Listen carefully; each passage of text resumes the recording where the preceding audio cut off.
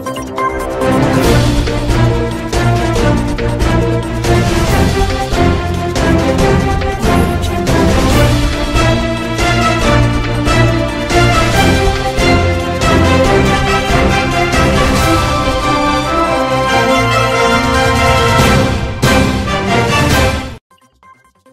jamana gouvernement mauni politique mawi ñoŋi ke yasa ga siga kala filina ta ko ñew abina ke chuya mun na ka ñekol ke uye ola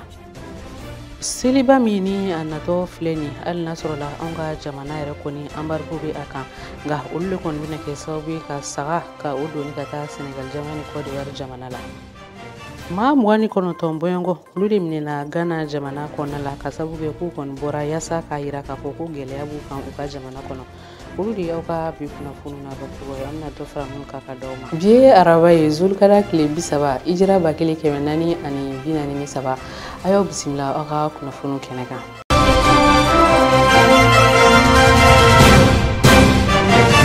Juma temene no bena juin kalo kile tanu ulonvla ma chaman uluka nyefola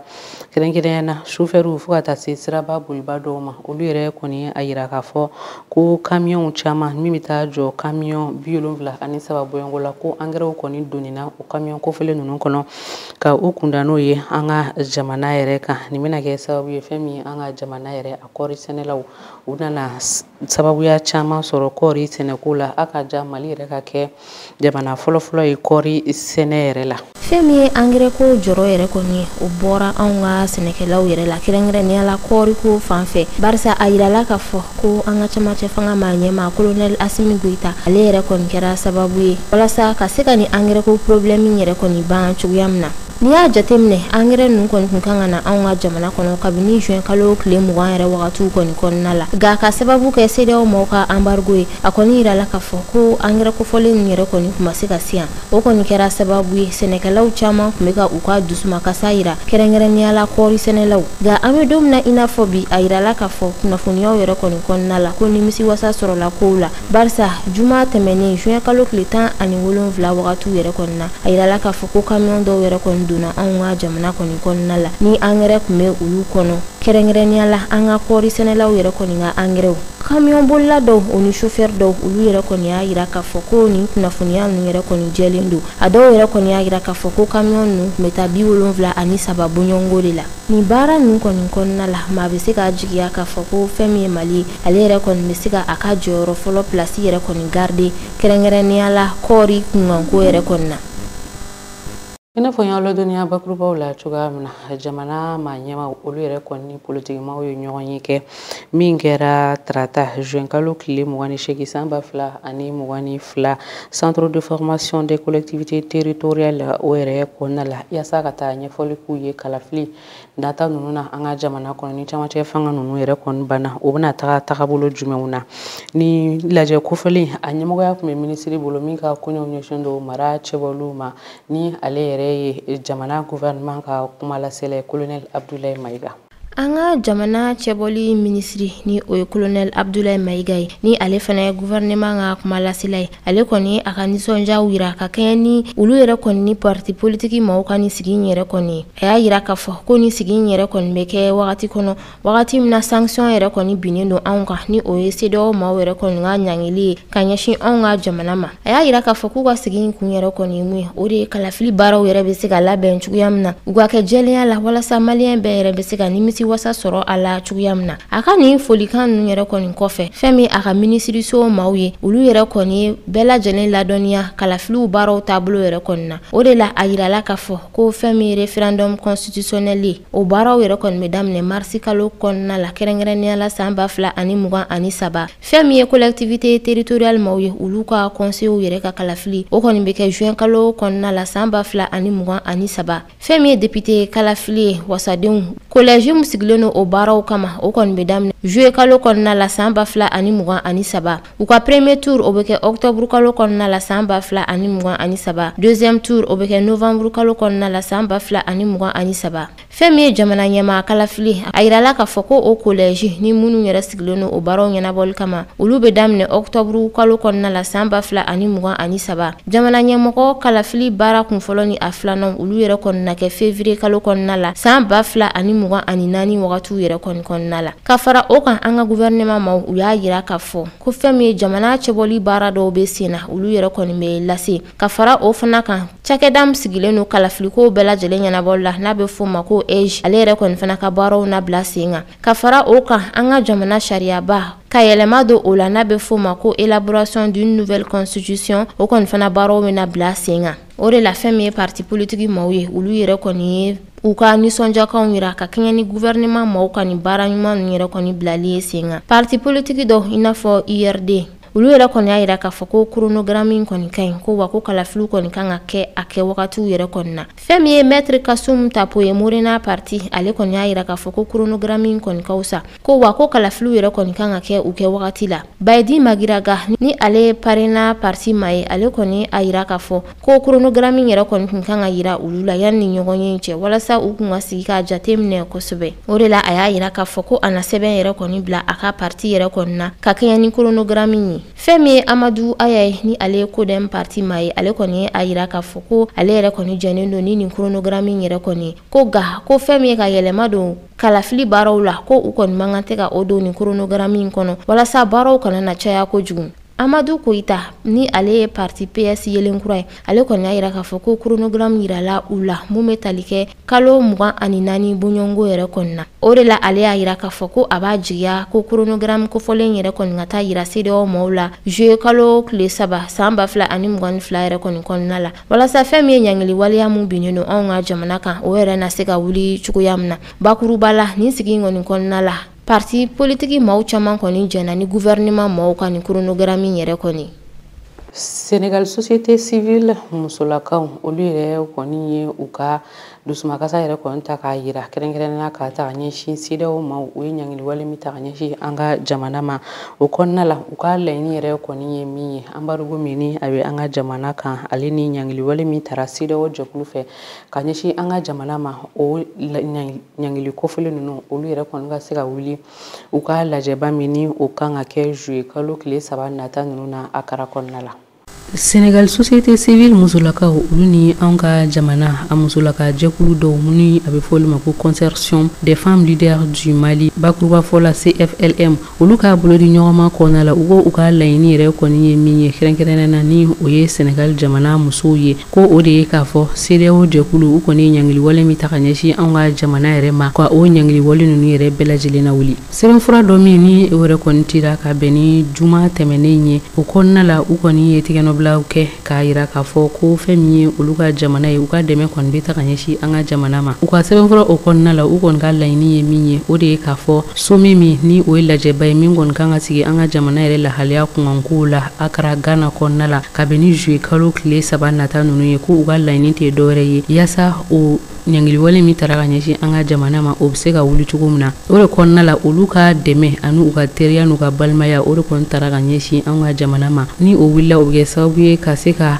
balimaya ale ni ɲɔgɔn dɛmɛ ka o sinsin farafinna jamanaw bɛɛ lajɛlen ni ɲɔgɔn cɛ ka sababu kɛ ko fɛn min ye nin ɲangili ye a kɔni bɛ ka kɛ sababu ye ka kɛ tiɲɛni ye farafinna a ka ja nin jamana kofɔlen ninnu yɛrɛ ma o kɔnɔna la ko nin jamana kofɔlen minnu filɛ CEDEAO jɛkulu kɔnɔ u kan k'a lajɛ ka u bolo yɛrɛ kɔni di ɲɔgɔn ma yaasa bɛn ani keleya ni basigi o bɛ se ka sabati cogoya min na u tilala ka wele ta ka a ɲɛsin CEDEAO jɛkulu maaw kɔni ma u k'a lajɛ ɲangili wale min kɔni bɛ an ka jamana kan ka o wuli ka bɔ frontière minnu datugulen olu ka dayɛlɛ ale ni ka embargo kɔni wuli yaasa maaw n'u bolominɛw kɔni bɛ se ka taa ni ka segin kɛ ni jamana kofɔlen fila ninnu ni ɲɔgɔn cɛ ka sɔrɔ a ma kɛ ni gɛlɛya ye u ka sɛbɛnfura kɔnɔ hali sisan nɔ musolaka ninnu u y'a yira k'a fɔ olu dalen b'a la k'a fɔ ko CEDEAO jɛkulu maa ɲɛma ninnu fo ka taa se Union africaine jɛkuluw ma ko fɛn min ye bɛn ale ni kelenya ye o de kɔni ka di u ye nka o de kɔnɔna la olu yɛrɛ kɔni b'a laɲini cogoya bɛɛ lajɛlen na u fɛ u ka nin waleya ninnu u kɔni k'a ta u kɔni bɛna na lajɛba min kɔni kɛ Akara kɔnɔna la juillet kalo tile 3 san 2022 nata ninnu na o lajɛ ninnu kɔnɔna la u kɔni ko u b'a jigiya k'a fɔ ko bɛnkan bɛna sɔrɔ yaasa fɛn min ye farafinna jamanaw ye olu yɛrɛ kɔni bɛ se ka lafiya sɔrɔ cogo min na ka sabu kɛ ko fɛn min ye nin waleya ninnu ye a kɔni bɛ ka kɛ tiɲɛni ye ka ɲɛsin jamana ninnu u ka nafa sɔrɔ siraw ma kɛrɛnkɛrɛnnenya na a bɛ ka dadigi kɛ musolakaw ni denmisɛnninnakaw la kosɛbɛ. Musolakaw ka jɛkulu min ni u ni Senegal musolakaw bɛ bolo di ɲɔgɔn la ni o de ye Consortium des femmes leaders du Mali ye. Olu ni an ka cɛmancɛ fanga ale ministre ɲɛma Choguel Kokala Mayiga fo ka taa se ministre ma min ka kɔɲɔw ɲɛsinnen don an ka jamana ni jamana wɛrɛ kɔɲɔw ɲɛnabɔli ma Abdoulaye Diop. U ni o ma kofile ninnu yɛrɛ kɔni ye ɲɔgɔn ye kɛ ka u ka degun ta k'a f'u ɲɛna ni o bɛ tali kɛ embargo min bɛ an ka jamana kan. O de tɛmɛnen kɔfɛ fɛn min ye Senegal société civile musolakaw ye olu fana filɛ ka na u bolo di u ma yaasa fɛn min ye sanction ye a ka ta ka bɔ an ka jamana kan CEDEAO jɛkulu yɛrɛ fɛ. Hakililajigi la a bɛ kalo 6 bɔɲɔgɔn bɔ sisan nɔ ni embargo kofile in kɔni taara ka ɲɛsin an ka jamana ma CEDEAO jɛkulu ale ni UEMOA jɛkulu fɛ. An lasɔrɔla embargo bɛ an ka jamana yɛrɛ kɔni kan nka ni seliba nata ninnu na u kɔni bɛna kɛ sababu ye ka baganw kɔni doni ka taa Senegal ani Côte d'Ivoire jamana kɔnɔna la yaasa u bɛ se ka u ka seliba lahayaw olu yɛrɛ kɔni sɔrɔ cogoya min na. Douane maaw ka kumasen dɔ kɔni fɛ a yirala k'a fɔ ko fɛn min ye Diboli frontière ye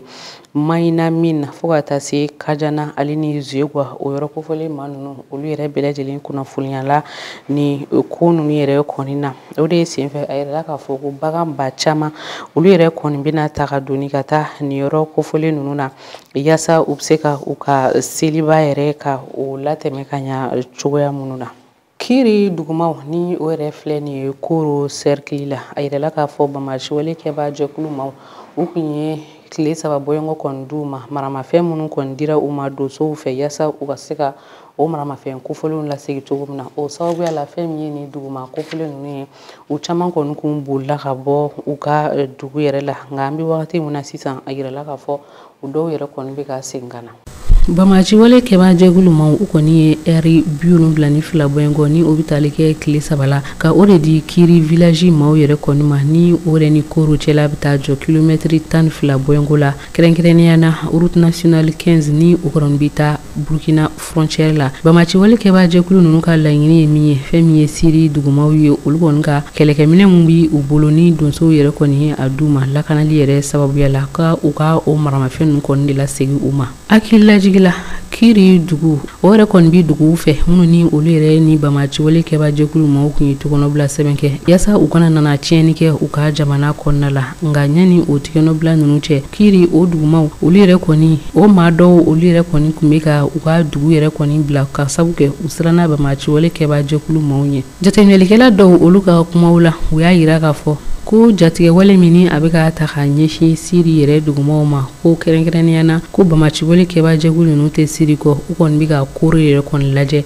o waleya ninnu na k'u bɛ fɛ ka u kunda Koro de kan ka taa u ka waleya jugu ninnu kɛ. Bamasiwale kɛba jɛkulu ninnu hakililajigi la u kɔni ye waleya jugu dɔw kɔni kɛ dugu frontière tɛmɛnen ninnu na ka ɲɛsin Jalasagu ma ale ni dugu fila wɛrɛ ni o de ye Jaweli ale ni Desagu ye ni o bɛɛ lajɛlen bɛ an ka jamana camancɛ yan fanfɛla la hali n'a sɔrɔla u ka waleya jugu ninnu kɔni bɛ ka kɛ an ka jamana yɛrɛ camancɛ yan fan na a bɛ san caman bɔ. Nin yɔrɔ kofɔlen duguma dɔn ale yɛrɛ kɔni ma sɔn ka i yɛrɛ kofɔ nka a y'a yira k'a fɔ ko Bamasiwale kɛba maaw u ka waleya jugu ni maafagaw o kɔni bɛ ka kɛ hali sisan nɔ hali n'a sɔrɔla a yirala k'a fɔ ko waleya min kɔni kɛra Jalasagu ko o kɛra sababu ye ka maa 130 bɔɲɔgɔn de faga wa Bamasiwale kɛba jɛkulu maaw u kɔni ye layidu kan di k'a fɔ ko Kiri maaw ni u kɔni ma maramafɛn ninnu lasegi u ma ko u bɛna na wulikajɔ wɛrɛ kɛ ka ɲɛsin Jalasagu ma. O kɔnɔna la fɛn ye ni dugumaw ye u kɔni ko u bɛ wele bila ka ɲɛsin jamana ɲɛmaaw ma u ka fɛɛrɛw bɛɛ lajɛlen yɛrɛ sigi sen kan yaasa ka se ka Bamasiwale kɛba jɛkulu ninnu bali u ka nin waleya jugu in na. Ni duguma ninnu caman u kɔni kun ye u ka dugu bila ka u kunda Koro kan yaasa ka wele bila jamana ɲɛmaaw ma u ka fɛɛrɛw sigi sen kan ni waleya jugu min ni a ko bɛ Bamasiwale kɛba jɛkulu kɔnɔ u kɔni kana na se ka o waleya ninnu bɔ a sira fɛ. O b'an sɛnsɛn ka taa farafinna ani diɲɛ fan tɔ kibaruyaw la Abdu Watara ale ka ɲininiw don. Senegali jamana ɲɛmaaw ye sariya dɔ ta k'a yira k'a fɔ u ka fanga sɛnɛmatɔ maaw kun kan ka taama min kɛ bi araba ka o waleyaw ɲɔngiri min yɛrɛ bɛ tali kɛ furukufurukuba la min bɛ ka ɲɛsin Senegali jamana ɲɛmaa Swanzi kalafili koɲɛw ma. Juin kalo tile 17 wulikajɔ dɔ kɔni tun kɛra Senegalikaw fɛ u ka fanga sɛnɛmatɔ maaw fɛ a kɛra sababu ye maa 100 ɲɔgɔn bɔɲɔgɔnko bɛ yen olu wulila fanga tigilamaw fɛ wasaden yɛrɛ 2 tun bɛ a la kelen bɛ yen ale datugula kaso la min ye kalo 6 ɲɔgɔn bɔɲɔgɔnko ye maa 82 ɲɔnbɔɲɔn ko be olu labilala. Senegali jamana ɲɛmɔgɔw ye sariya min ta u ko laɲini min bɛ olu la bi u y'a ye k'a fɔ furukufuruku ni basigibaliya min bɛ Senegali jamana kɔnɔ n'u ma nisɔngoya taama dabila a bɛna kɛ sababu ye maajuguw bɛna don a senkɔrɔ ka tiɲɛni kɛ ka ɲɛsin Senegali jamana ma. Olu ka laɲini ye ka se ka basigi ni hakilisigi ale ni jamana kɔnɔdenw olu ka bolofɛnw an'u ka taa ni ka segi ka se ka o waleyaw la sabati.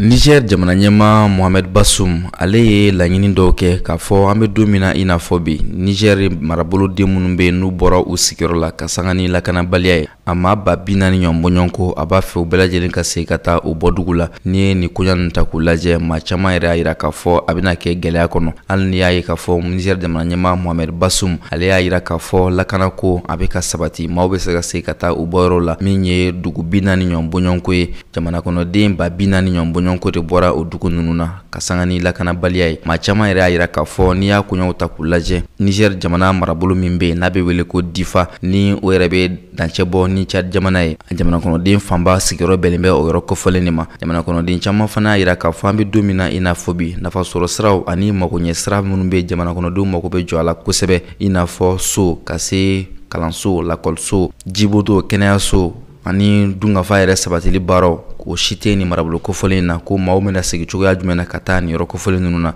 Diɲɛ selekena ni jɛkulutɔn min bɛ yen n'olu ka koɲa bɛlen don lakanako ani dungafa sabatili la o ɲɛmaa dɔ yɛrɛ fana ye nin kuma a lasankɔrɔta a ko ni jamana ɲɛmɔgɔw ma ɲɛ k'u bɛ maaw lasegi ka taa u bɔyɔrɔ la u ka fɛɛrɛ ta fɛɛrɛ minnu bɛ se ka kɛ sababu ye adamaden mako bɛ jɔ fɛn minnu na joona joona olu ka se ka sabati nin marabolo kofɔlen na. O kɔfɛ segili kuma baaraw u bɛ se ka bila sen kan.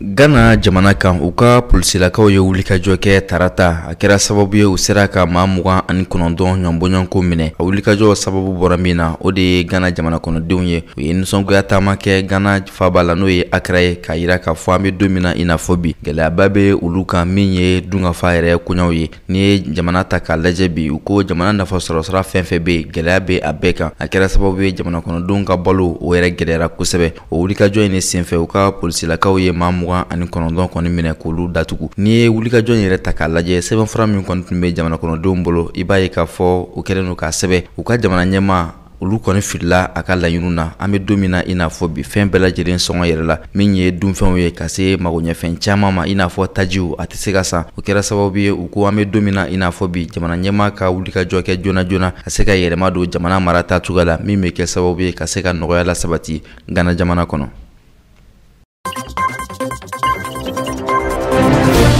Egypte jamana kan an b'a ladɔnniya k'a fɔ u ka sanfɛ kalanden dɔ kɔni bɔnɛna a nin na Egypte jamana kɔnɔden dɔ yɛrɛ fɛ ka sababu kɛ an balaka in laɲini dɔ kɔni tun kɛra Egypte jamana kɔnɔden fɛ ka ɲɛsin an balaka in ma a ma o waleyaw la sabati a kɔni y'a bɔnɛ a nin na ni marifa ye o kɔni kɛra u ka jamana kɔnɔ a jaw yɛrɛ carila min ye diɲɛ yɛrɛ labɔ. Wulikajɔ ni cɛsiri minnu kɛra Egypte kiiri tigilamaw fɛ a kɛra sababu ye boli sera ka da nin kamalenin kan u kɔni y'a ɲininka kiiri yɛrɛ bulonba kɔnɔna la a jɔra a ka waleyaw la. O kɛra sababu ye Egypte kiiri tigilamaw olu ka soba min bɛ n'a bɛ wele ko Tribunal de Mansoura olu y'a yira k'a fɔ nin sifilaka in n'o ye Mohamed Abdel ye n'a ye Naira Ashrafu bɔnɛ a nin na ko a ka kiiriw a bɛna di Egypte yɛrɛ silamɛw ka kulu dɔ ma min bɛ wele ko mufti olu ka baaraw yɛrɛ la. N'i ye maa bɔnɛ a nin na sariya fana bɛ ta k'a i fana bɔnɛ i nin na. N'i ye o waleya nin ta k'u lajɛ kabini san 2015 Egypte jamana ɲɛmɔgɔw y'a yira k'a fɔ an balaka fɛn fɛn bɛ Egypte a caman bɛ minnu bɛ gɛlɛya sɔrɔ ka bɔ maa caman yɔrɔ ka sababu kɛ maaw kɔni bɛ jɔn u la nka a yirala k'a fɔ kabini san 2021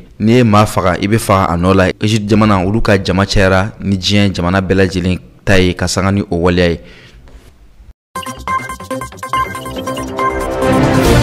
O de kɛra garizigɛ ye bi kunnafoniw kɛnɛ kan an b'aw fo ka waleɲuman dɔn Mali kɔnɔ Mali kɔ kan ni Ala ma basi kɛ sini an bɛna ɲɔgɔn sɔrɔ ni kɛnɛ kelen ninnu kan ka se ka kunnafoniya wɛrɛw di aw ma inshallah.